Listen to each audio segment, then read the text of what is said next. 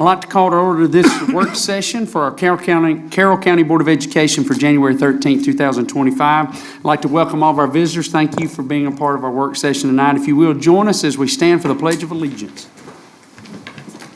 I pledge allegiance to the flag of the United States of America and to the republic for which it stands, one nation, under God, indivisible, with liberty and justice for all. Thank you. You may be seated. All right, this time for our first work session for 2025, we have our election of our board chair and vice chair. So at this time, I'd like to open the floor for nominations for board chair. I'd like to nominate Carrie Miller as chair. Mr. Chair, I'd like to nominate Dr. Bernice Brooks. Okay. Any other nominations? All right, if not, we'll hold a vote. We'll begin with the first nomination of Mr. Kerry Miller. All in favor for Kerry Miller to be the board chair for the County Board of Education for this year, raise your right hand. Okay. Any opposed? All right, one opposed. All right. Thank you, Mr. Miller.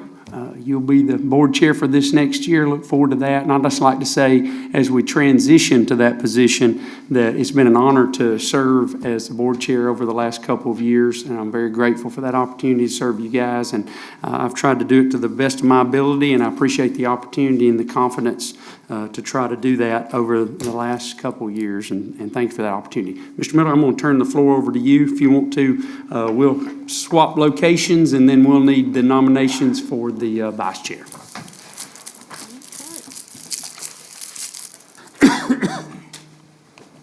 This.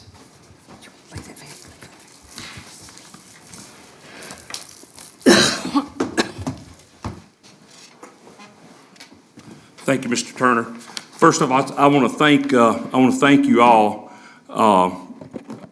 for Carroll County for supporting schools, and I would be remiss if I didn't thank Bryant Turner for great leadership. I think it was mentioned several times tonight about what's going on with this board and this school system, and I think a lot of that's continuity through the cabinet, through certainly all of our employees. But that didn't go without leadership. But let me say this: thank you to this board. This is my second term, entering my fifth year just right now, and I couldn't ask to serve with better people. And there's no agenda here except for one. I really believe it's about elevating students and being premier. And as Dr. Pinckney said earlier, it's about 16,000 students and some 2,000 employees for Carroll County Schools. So we're one board. We're 7 individuals voting, and I'll take it as a servant leader to hopefully serve well at Bryant as you have. And I can't say this. Sandra has served great as our vice chair, and I want to thank her too. So thank you all. Thank you. At this time, I would entertain a motion for vice chair of our board for 2025. Mr. Chairman, I'd like to make a motion that nominate Tom Sizemore. Got a motion for Tom Sizemore. Any other? All right, this time I'd like to ask for a vote for vice chair for Tom Sizemore. All those in favor, please raise your right hand. Okay, and that's 6. Any opposed? And there being none. Congratulations and thank you, Tom. And again, thank you for your service for this past year to Bryant and Sandra. Next to Tom. We're good. You want to move over here? No, I'm just messing with you. Like you said, football's over. Football's over. All right, so at this point in time, we'll go to our next deal, which is student achievement, which I'll turn it over to Dr. Jessica Ainsworth. Thank you, Mr. Miller. Mr. Miller and members of the board, this evening I have our literacy update, and this is a carryover item from our December board advance that we held on December 4th, and we were not able to get to our focus priorities, so I wanted to bring that to our January meeting and ensure that I gave you guys an update on our literacy efforts. As you remember, Carroll County Schools for the 2024-25 academic year, we have 3 focus priorities: literacy, G+, and improving our communication supportive schools. So this evening, I'll provide our literacy update, and that is in conjunction with legislation, House Bill 538, which is our Georgia Literacy Act, as well as Senate Bill 48, Georgia's dyslexia efforts. As a reminder, both of those legislations require that we screen students to ensure we're finding those students that struggle with reading, as well as characteristics of dyslexia. Also, the State Board of Education is required to provide approved screeners at the state level of what we can use in our school systems. So an update to date is we completed our screening of our students in August of kindergarten through 3rd grade, as well as again in December.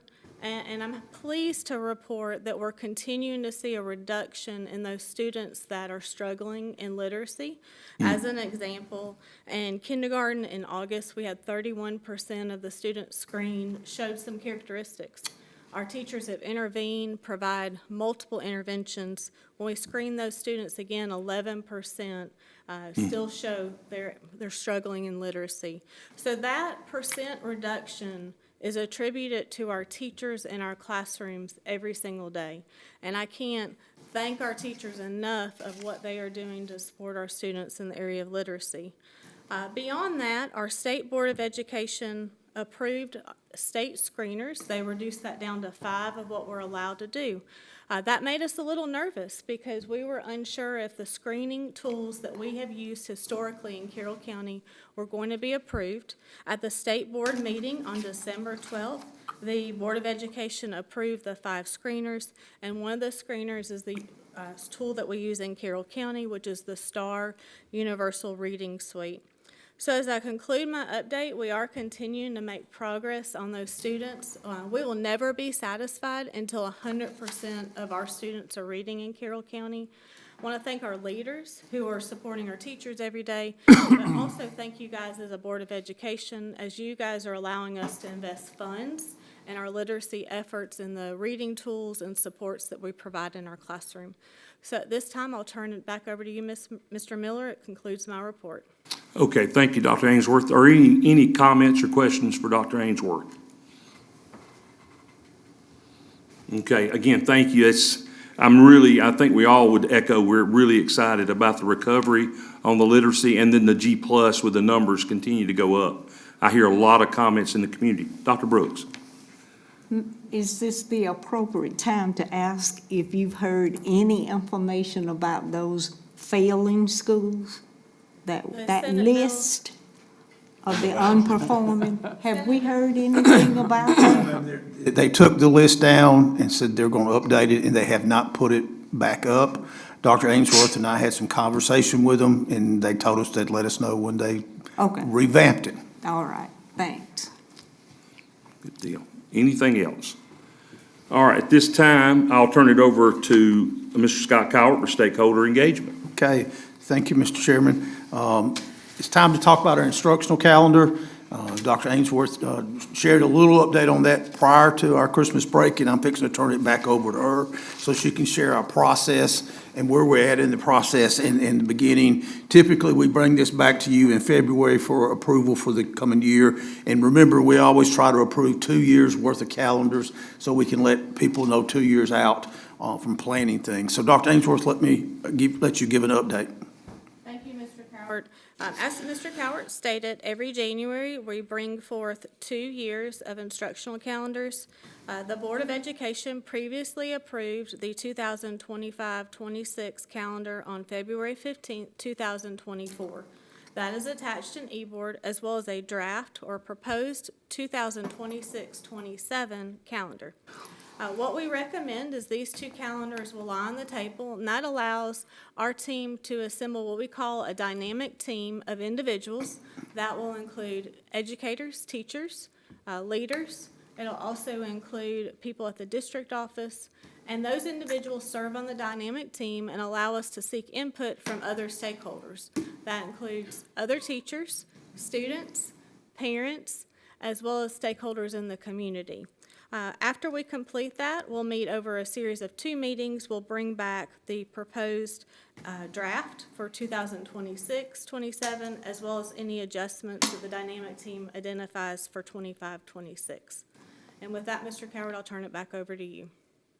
So, Mr. Chair, we ask that this be laid on the table till next month, and then we'll bring that back for discussion and possible action.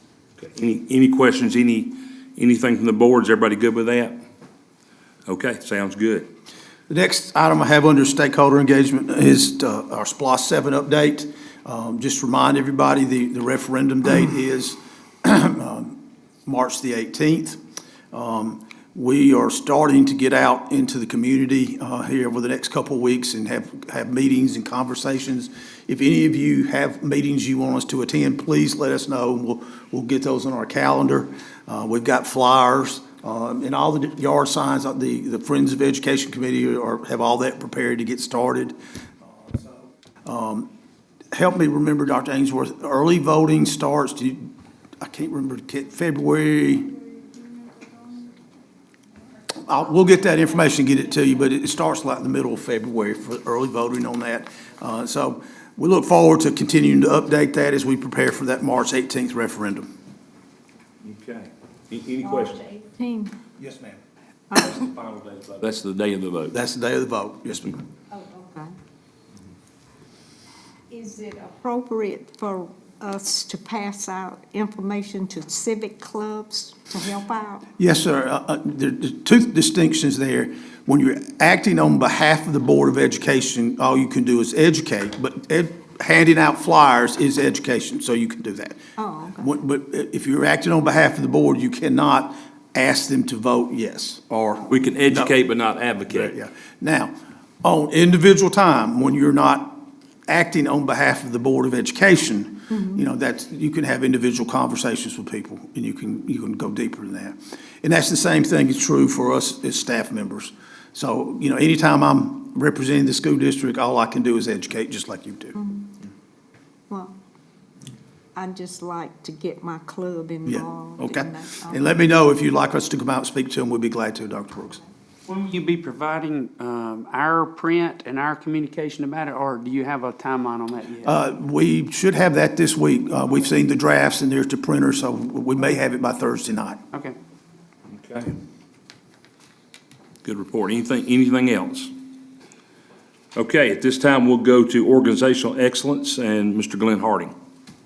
Thank you, Mr. Chair.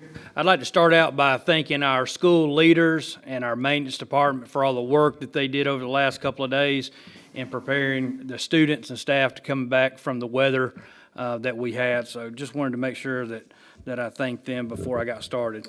As far as our facility updates, again, not much has been done over the course of the last 20-so days, but our focus at the Operations Center, the HVAC units are in, and really looking on the inside, interior paintings going on, a lot of touch-ups.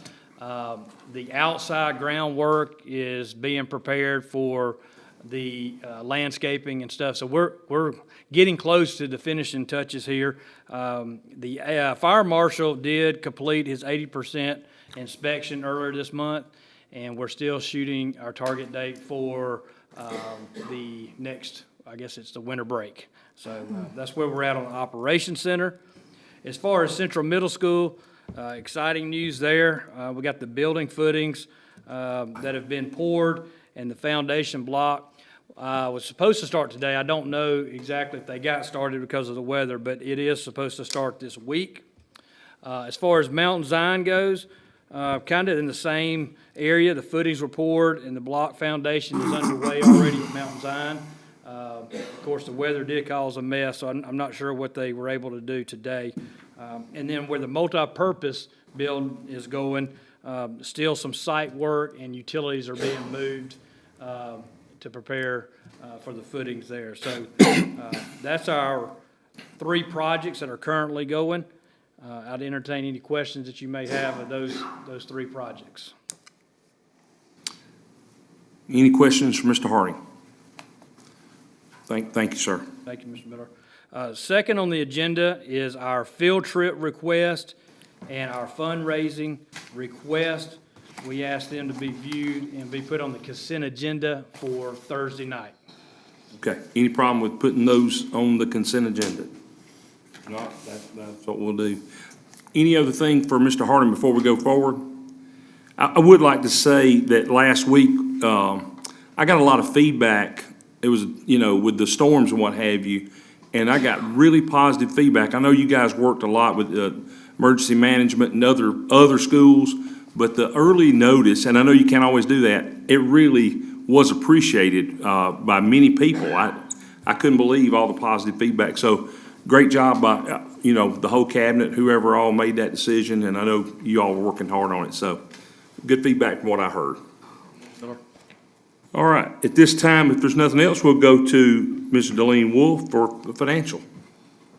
Thank you, Mr. Miller. So I have 3 items, starting with the November financial report. So for the month of November, we have the month-to-date and year-to-date expenditures and revenues, as well as outstanding purchase orders. Then drilling down to the general fund, revenues total $43.7 million, expenditures $15.2 million. The fund balance is $47.5 million after adjustments, with $2.7 million in outstanding encumbrances. So November is the month we start to receive our annual property taxes. And in the December report, we'll also see higher revenues as well as higher cash balances, and those will then fund the district until the next property tax cycle. And moving to SPLOST 5. Expenditures were $21,000, and this closed out the last PAYGO funds for SPLOST 5. For SPLOST 6, receipts were $1.9 million, which is a 6.8% over the same month last year. Expenditures totaled $1.4 million, with a current balance of $9.4 million for the scheduled projects.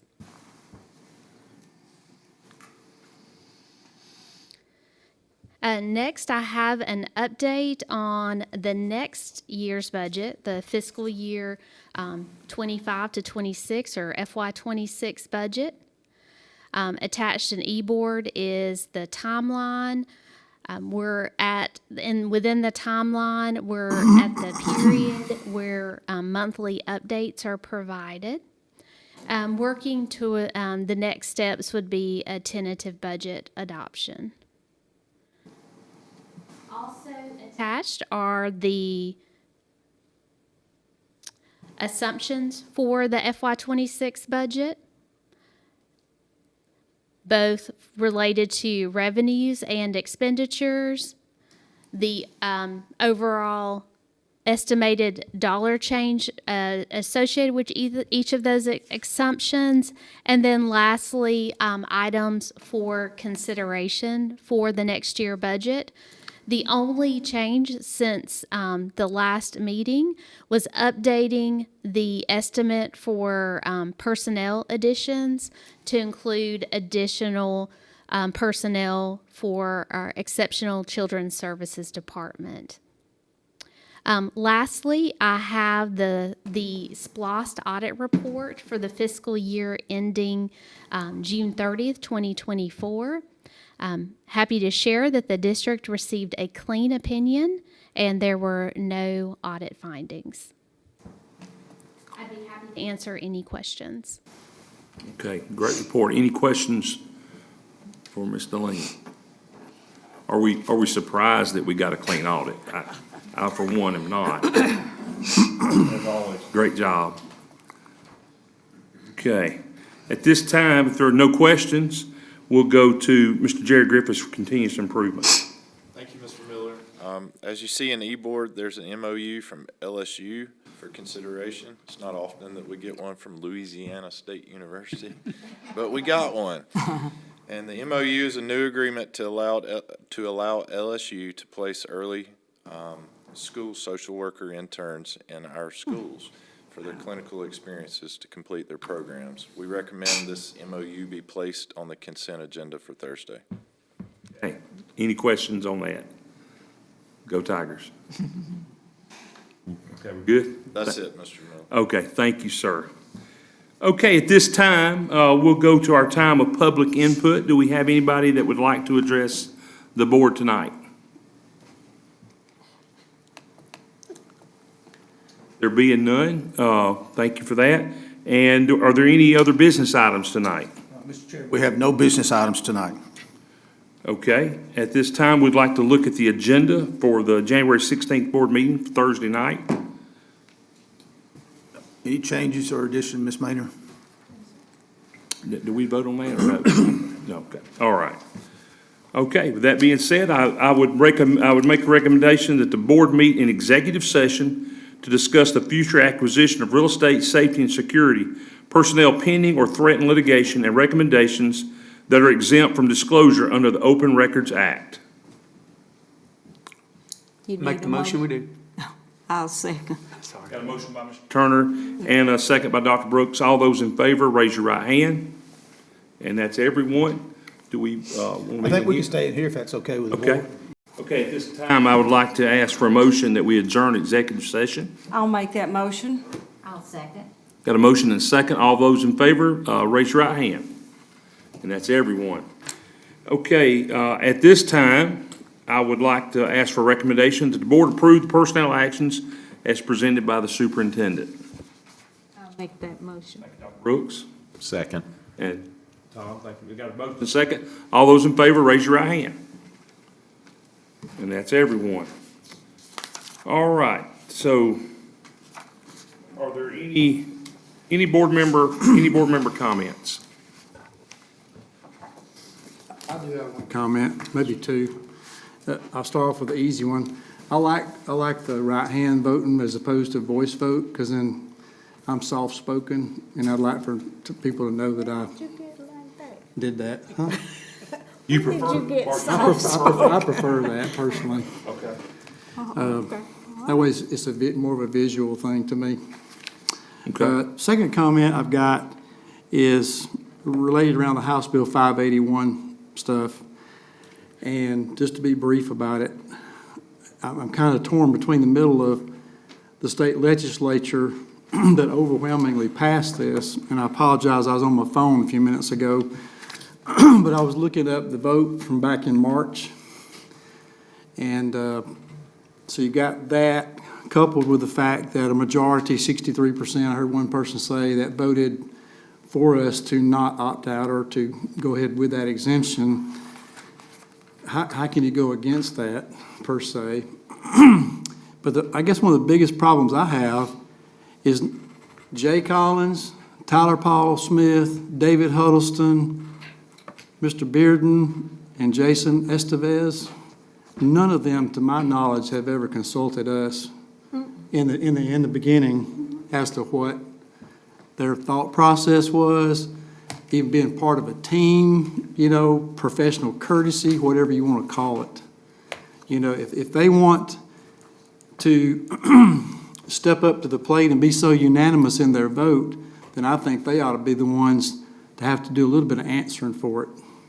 So my request is that the board direct Mr. Cowart to reach out to Jay Collins, Tyler Paul Smith, David Huddleston, Mr. Bearden, and Mr. Estevez, and invite/insist that they come to one of our next public hearings.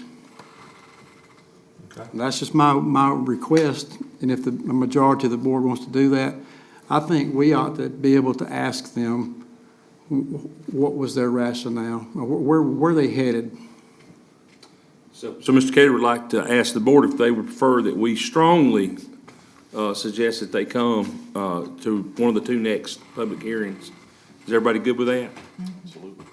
And if they're not willing to, we ought to make it public that we offered and they didn't. Okay. Mr. Collins is not on the, He was on there when he made the When they vote. voted, yeah. so, But, yeah. yeah. Okay.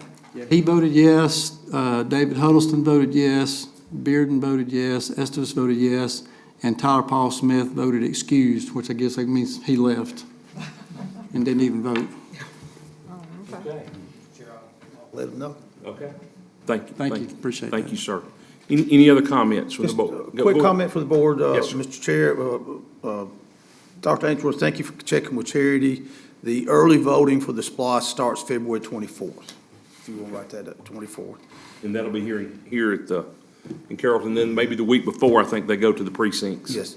And also just wanted to share with the board that I'll be speaking to the Villarica City Council tomorrow about the possible change of zoning for that Avamore piece of property that they're considering. And my part is only just to say that, that we would be supportive of fewer residential units coming into the city. So the zoning change would help that. So I just want to make sure the board knew that.